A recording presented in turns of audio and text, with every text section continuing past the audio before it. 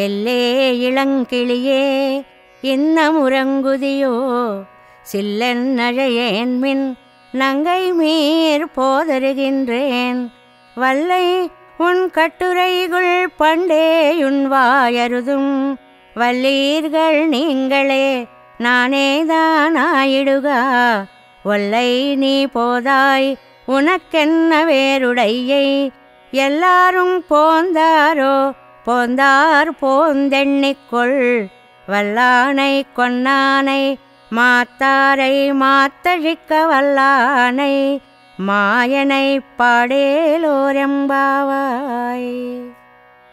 బయట గోపికలకి లోపల పరున్న గోపికకి సంభాషణాత్మకంగా సాగిన మధుర పాసురమిది. లేత చిలుకలా మధురంగా పలికే తల్లి, ఇంకా నిద్రపోతున్నావా? లేచిరా అన్నారు వీరు. ఆవిడ అబ్బా జిల్లుమనేలా పిలవకండి, వస్తున్నానుగా అంది. అమ్మా, నువ్వు చాలా నేర్పుగలదానివి తల్లి, నీ మాటలు నైపుణ్యం మాకు ముందే తెలుసులే అన్నారు వాళ్ళు. మీరే నేర్పుగలవారులే అంది ఆవిడ. అబ్బో కఠినలు, పోనిండి నేనే కఠినురాల్నిలెండి అందావిడ మళ్ళీ లోపల నుంచి. ఇలా ఏకాంతంగా ఉన్నావు, నీ ప్రత్యేకత ఏమిటమ్మా? తొందరగా రారాదు అన్నారు బయట గోపికలు. అంతా వచ్చారా? అది ఆవిడ ప్రశ్న.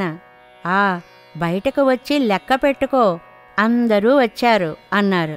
అయితే వచ్చాక నేనేం చెయ్యాలి అంది ఆవిడ.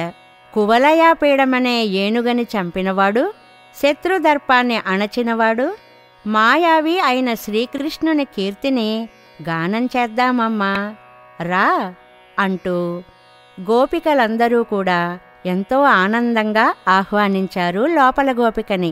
ఈనాటితో 10 మంది గోపికలను లేపడం అయింది అంటారు.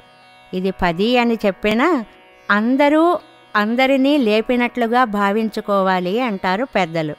ఇందులో తిరుప్పాణాళ్వార్ అనే మహానుభావులని లేపినట్లుగా పెద్దలు వ్యాఖ్యానిస్తారు.